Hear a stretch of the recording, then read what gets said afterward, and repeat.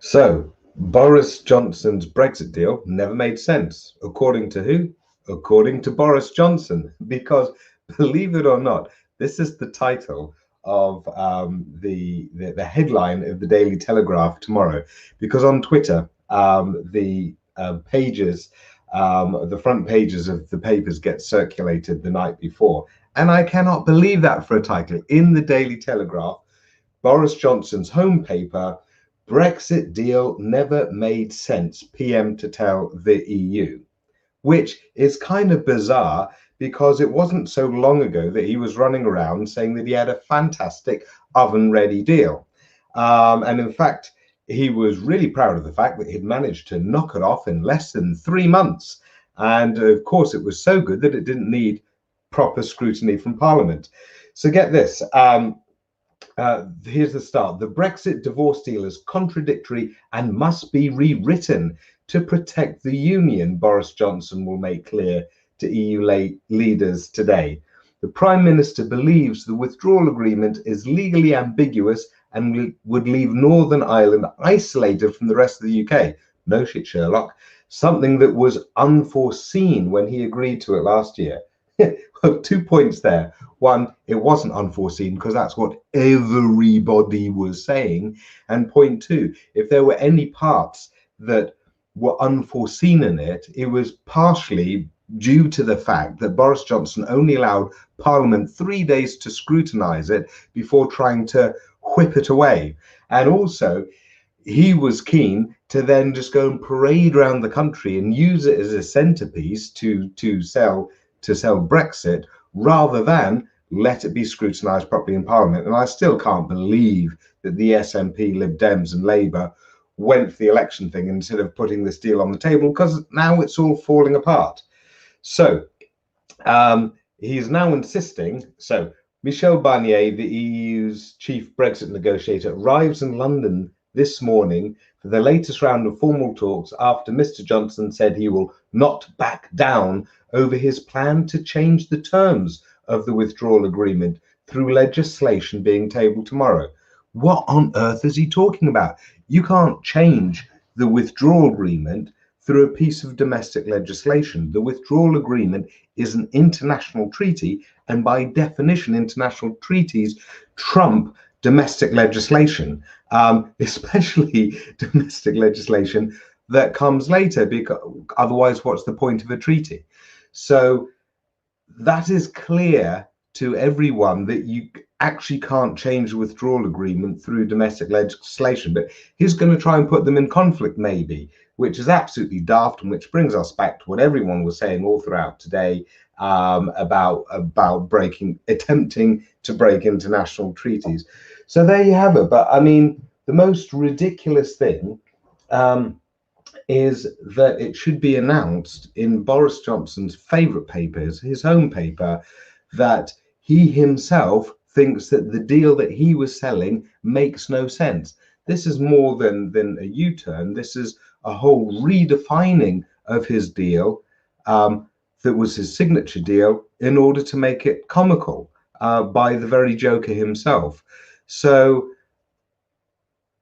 it's just absolutely freaking daft, and makes him and makes our country look thoroughly stupid.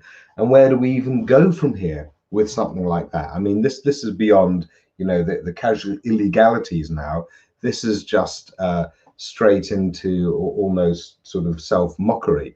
So I don't know where that leaves us, but it certainly left me chuckling because it's just so freaking farcical. And I'm sure there will be plenty of Tories actually beginning to see that this is all sort of falling apart in stupidity now. Anyway, I'll leave it there. I just felt the need to share that with you. Really looking forward to seeing all of your comments on this. I can see them sort of streaming in already on the side. Yeah, it's just barking mad, isn't it, guys? But there's very little pretense about it now. It's just froth bubbling up all over the place. Oh, and another crazy thing, it's seeing as we're talking about crazy things, is apparently, here's more of a science thing. Apparently, one of the reasons that the UK government is so keen on protecting the right to go super heavy on state aid in a completely uncompetitive way is that they want to boost science and technology. So they're prepared to do a no-deal Brexit in order to boost science and technology with state aid. And this is Dominic Cummings' pet project. It is so science policy illiterate that it is screamingly stupid. So when you have two communities, science and tech, both of which were 90% against Brexit, let alone no deal Brexit, to think that you can then go and do no deal Brexit and then pump in enough state aid that UK science and technology would be able to produce the next Apples and Googles and compete with them is absolutely daft. Let's just take, for example, tech that was wildly against Brexit deal. What they need is they need a large cohesive market so that when things start working well, you can propagate it fast throughout the market. And they also want a large market of talent so they can draw the best talent straight to them without any bureaucracies from the Home Office. Now, you have that twice over in the single market. Firstly, on your big pool of talent, whereby small tech companies could hire without having to go through approvals of the Home Office, because they don't have enough, lawyers on board to do that. They could just hire straight in all of that highly talented Eastern European programmers straight into London. And then when their products work, you've got all the digital single market coming along and the whole properties of the single market, which allow them to spread quickly in it. That's how you actually get London tech companies being able to compete with the large market of the US and the large market of China, right? So,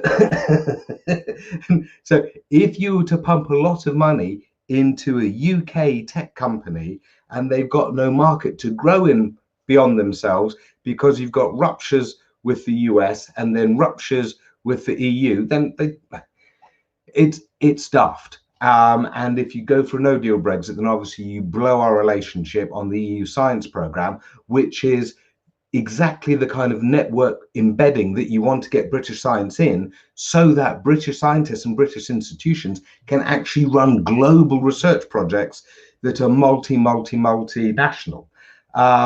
So it's all completely fucking balmy at the moment, and it's all going up the wall.